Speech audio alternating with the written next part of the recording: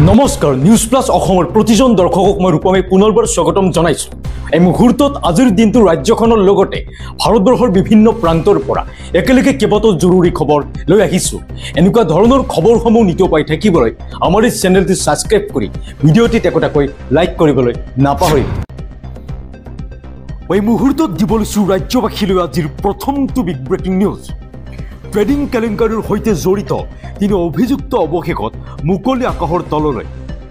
বিশাল ফুকন, তাৰ্কিক বৰা আৰু স্বপ্ননীল দাসক ইতিমধ্যে জামিন মঞ্জুৰ কৰিছে গুৱাহাটী উচ্চ ন্যায়ালয়ে।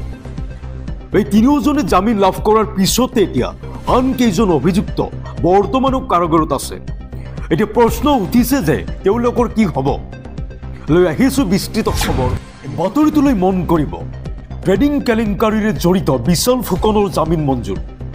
স্বপ্ননীল দাস আৰু তাৰ্কিক বৰাকো ইতিমধ্যে জামিন মঞ্জুৰ কৰিছে উচ্চ ন্যায়ালয়ে। গুৱাহাটী উচ্চ ন্যায়ালয়ে মঞ্জুৰ কৰিলে জামিন। ট্ৰেডিং কেলেংকাৰীৰ গোচৰত হৈছিল গ্ৰেপ্তাৰ তিনিওজন আৰু কোটি কোটি টকা আত্মসাৎ কৰাৰ উত্থাপন হৈছিল অভিযোগ। আৰু ট্ৰেডিং কেলেংকাৰীৰে জড়িত বিশাল ফুকনৰ জামিন মঞ্জুৰ কৰিছে আজি। স্বপ্ননীল দাস আৰু তাৰ্কিক বৰাৰো জামিন মঞ্জুৰ কৰা হৈছিল। পৰৱৰ্তী খবৰ। বৰপেটা ৰোডৰ চিমুলাগুৰি পদপথত আজি ৰাতিপুৱাই ৰাইজৰ ভিৰ। এটা অচিনাক্ত যুৱতীৰ মৃতদেহ পৰি থকা প্ৰত্যক্ষ কৰে ৰাইজে আৰু ইয়াৰ পিছতে সৃষ্টি হৈছে তীব্ৰ চাঞ্চল্যৰ। আমি জনাই আছো সবিশেষ মুহূৰ্তত। বৰপেটা ৰোডৰ চিমুলাগুৰিৰ পদপথত পুৱাই ভিৰ ৰাইজৰ। ৰহস্যজনক অৱস্থাত উদ্ধাৰ হৈছে এগৰাকী যুৱতীৰ নিথৰ দেহ আৰু এই ঘটনা কেন্দ্ৰ কৰি অঞ্চলজুৰি চাঞ্চল্যৰ সৃষ্টি হয়। পদপথত পুৱাই উদ্ধাৰ হোৱা যুৱতীগৰাকী মাজুলীৰ বুলি জানিব পৰা গৈছে। কিদৰে মাজুলীৰ যুৱতীৰ মৃতদেহ বৰপেটা ৰোডৰ চিমুলাগুৰি পালেগৈ এটা প্ৰশ্ন উত্থাপন হৈছে আৰু ৰহস্যজনক ঘটনা কেন্দ্ৰ কৰি ৰাইজৰ মাজত তীব্ৰ উত্তেজনা। ঘটনাস্থলীত উপস্থিত হৈছে বৰপেটা ৰোডৰ আৰক্ষী আৰু এই ঘটনা সন্দৰ্ভত অব্যাহত আছে। আৰু এটি দিব লৈছো ৰাজ্যবাসীলৈ এটা উদ্বেগজনক খবৰ। ঘূৰ্ণী বতাহ ফাংগালে সন্ত্ৰাসিত কৰিব 8 ৰাজ্যত। এতিয়া ৰাজ্যত প্ৰচণ্ড শীতৰ মাজতে কাইলৈৰ পৰা ঘূৰ্ণী বতাহ আৰম্ভ হ'ব। আমি জনাই আছো এই মুহূৰ্তত সবিশেষ। বাতৰিটোলৈ মন কৰিব। প্ৰচণ্ড শীতৰ মাজতে 8 ৰাজ্যত সন্ত্ৰাস চলাব ঘূৰ্ণী বতাহ ফাংগালে। প্ৰচণ্ড শীতৰ মাজতে সৃষ্টি হ'ব ধুমুহা বৰষুণৰ আৰু কাইলৈৰ পৰাই ফাংগালৰ সন্ত্ৰাস সৃষ্টি হোৱাৰ পূৰ্ণ সম্ভাৱনা আছে। ফাংগালৰ প্ৰভাৱত তামিলনাডু আৰু পণ্ডিচেৰীত ইতিমধ্যে সৃষ্টি হৈছে বৰষুণ। ইপিনে উত্তৰ পূবতো ফাংগালৰ প্ৰভাৱত নেৰানেপেৰা বৰষুণৰ সম্ভাৱনা। এতিয়া কেন্দ্ৰীয় বতৰ বিজ্ঞান কেন্দ্ৰই জাৰি কৰিছে সতৰ্কবাণী। ঘণ্টাত 60 কিলোমিটাৰ বেগত বতাহ বলিব ফাংগালৰ বাবে আৰু প্ৰচণ্ড শীতৰ মাজতে 8 ৰাজ্যত সন্ত্ৰাস চলাব এতিয়া ঘূৰ্ণী বতাহ ফাংগালে।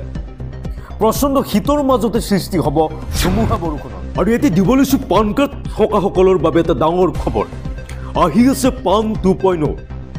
নতুনকৈ আপডেট হ'ব পুৰণি পান কাৰ্ড আৰু লগতে লাভ কৰিব নতুন নতুন সুবিধা। আমি জনাই আছো বিস্তাৰিতভাৱে এই মুহূৰ্তত। জনাই আছো প্ৰতিজন পান কাৰ্ডৰ গৰাকীৰ বাবে এটা ডাঙৰ খবৰ।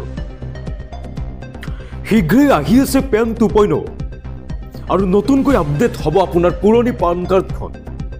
আৰু এই নতুন পান কাৰ্ডত সংযোজিত হ'ব কিউআৰ কোড। এতিয়া বিনামূলীয়াকৈ উন্নতিকৰণ কৰা হ'ব পান কাৰ্ডৰ আৰু কেন্দ্ৰীয় কেবিনেটে অনুমোদন জনাইছে পেন 2.0।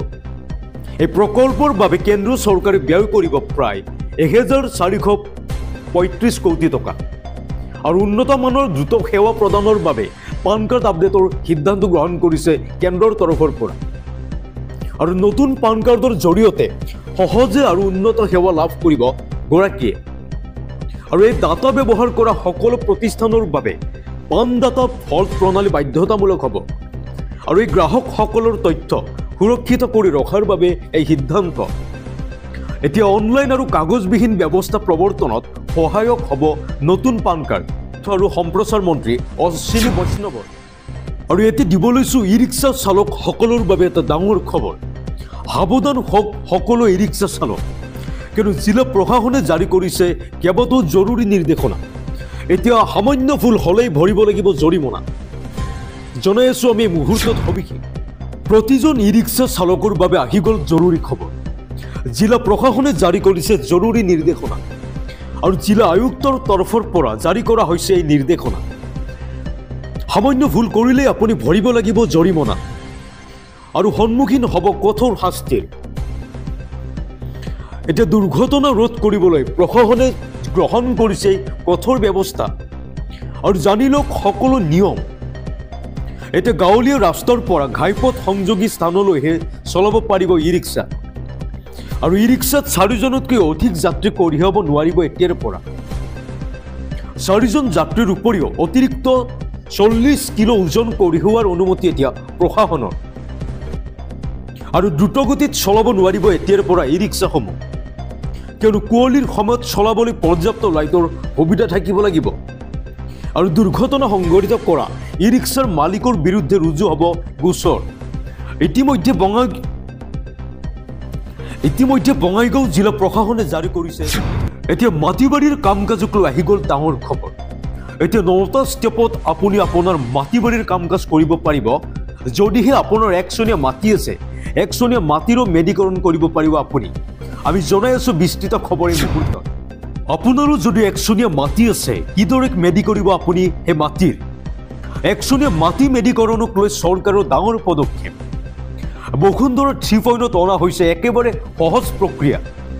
মাত্ৰ 9টা প্ৰক্ৰিয়াৰ জৰিয়তে সেৱা সেতু পৰ্টেলত আপোনাৰ একচনীয়া মাটি মেডি কৰিব পাৰিব।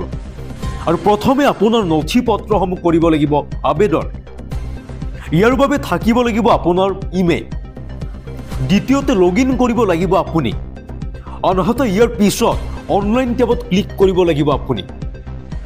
অনলাইন টেবত ক্লিক কৰাৰ পিছতে আপোনাৰ হাতলৈ ওলাই আহিব এখন প্ৰপত্ৰ আৰু এই প্ৰপত্ৰ অত্যন্ত সাৱধানেৰে আপুনি পূৰণ কৰিব লাগিব। আপোনাৰ একচনীয়া অথবা তজি মাটিৰ যি নথি পত্ৰ আছে সেয়া আপুনি সংলগ্ন কৰিব লাগিব ইয়াৰ সৈতে। আৰু এইখিনি হোৱাৰ পিছত আপোনাৰ মোবাইলত আহিব এটা মেছেজ।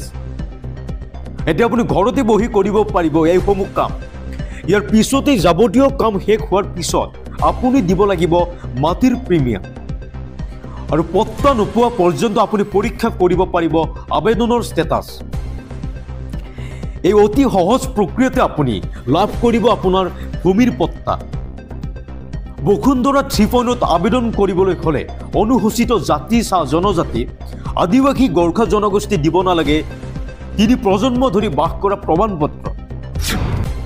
আৰু এটি দিব লৈছোঁ ৰাজ্যৰ মেট্ৰিক আৰু উচ্চতৰ মাধ্যমিকৰ ছাত্ৰ ছাত্ৰীৰ বাবে এটা ডাঙৰ খবৰ, কিয়নো প্ৰকাশ পালে পৰীক্ষাৰ সময়সূচী। আমি জনাই আছোঁ এই মুহূৰ্তত সবিশেষ। প্ৰতিজন মেট্ৰিক আৰু উচ্চতৰ মাধ্যমিকৰ চূড়ান্ত পৰীক্ষাৰ্থীৰ বাবে আহি গ'ল এটা ভাল খবৰ, কিন্তু প্ৰকাশ পালে মেট্ৰিক আৰু উচ্চতৰ মাধ্যমিকৰ চূড়ান্ত পৰীক্ষাৰ সময়সূচী। আৰু 15 ফেব্ৰুৱাৰীৰ পৰা 3 মাৰ্চলৈ অনুষ্ঠিত হ'ব মেট্ৰিক পৰীক্ষা।